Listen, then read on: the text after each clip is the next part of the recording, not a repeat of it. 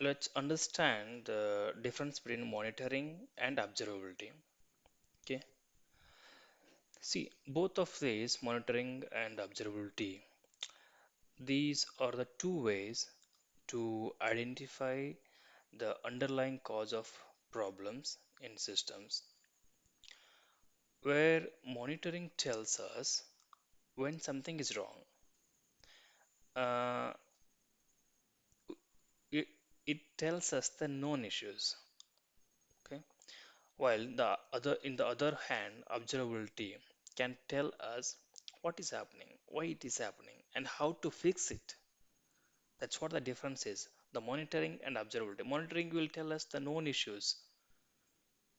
Okay, like some key with key matrices. Some key matrices, for example, CPU says if your CPU says is reaching the threshold, the predefined threshold, when the CPU says reaches the predefined threshold, then the alert will be created. That is what the monitoring is. Okay. On the other hand, if we talk about the observability, it again tells you when the CPU says it reaches the threshold, it again tells you that there's something there is something wrong with this product.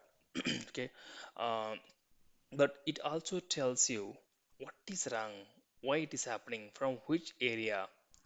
uh, it, it collects all the data from different or distributed logging. So it analyzes all the logging system, and then it tells you the root cause from the probable area of issue of the cause.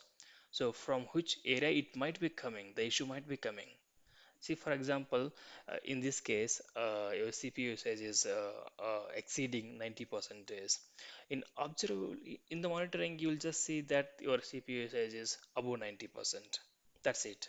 So then you will go and take action on reducing the CPU usage by scaling up your application, or by killing some hung jobs or unused jobs. So that's how you take the action to remediate it. But in observability, there there are provisions where your observability tool can have AI integrated, so that it can understand from where the source of root cause, source of issue is coming from, and it can take certain actions based on the its analysis. Okay, I can tell you the monitoring is reactive. When something happens, then only the alert will be generated. That's a reactive. But see, this monitoring is it's a reactive. Okay, reactive. When something happens, then only alert will be generated. When, like for example, the CPU usage is above 90%, then only the alert will be generated here. It's a reactive, while the observability is proactive. Why? Because it can analyze using the distributed logging system. It can analyze all the logs, so the probable, uh, it can estimate, predict the probable cause of these logs. So, cause of future, the probable future cause. So it can predict that it is, if this kind of log is coming here, it may continue and it may cause this CPU usage to go behind 90%, so that uh, known it can take known actions before it reaches 90%. That's a observability. Okay, so the observability is it's the ability to understand system's internal state based on the data it produces, including logs and metrics, traces. Okay, so all these, it uses all these parameters, and then it predicts the issue. And the purpose of observability is It helps to diagnose and understand the root cause of the issue. Even those that were not anticipated, it can understand, it can diagnose and understand the root cause.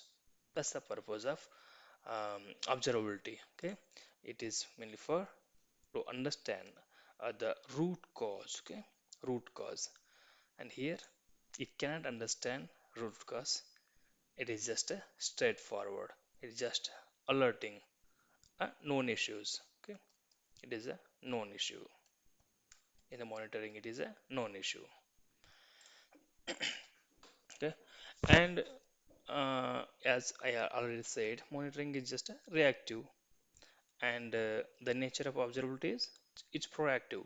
It provides insights into why something is happening and how to fix this issue, uh, and it is allowing us to do a better prediction, and so that it will prevent the incoming or forthcoming issues.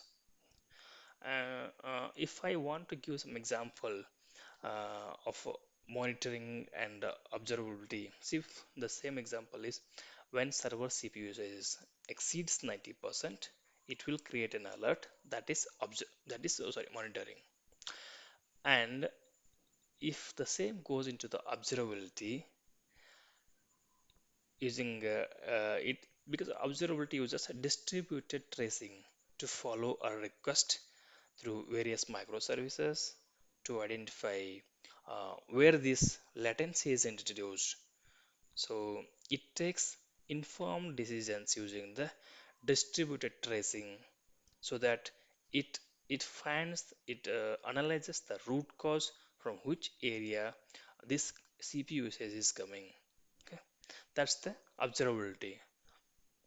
Okay, so here the key difference is monitoring focuses on predefined metrics and known issues. Okay, it is a predefined metrics. Okay, predefined metrics and known issues. But observability, it provides a broader view.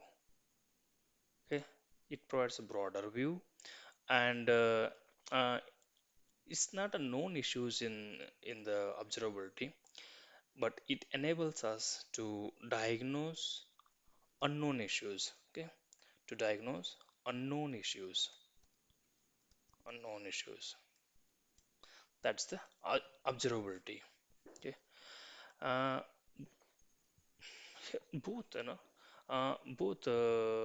monitoring and observability, they use telemetry data, but observability leverages more comprehensive set of data to provide deeper insights into the data, so that it can provide us some deep analysis of the root causes where it's happening, or unknown issues, or more deeper diagnosis.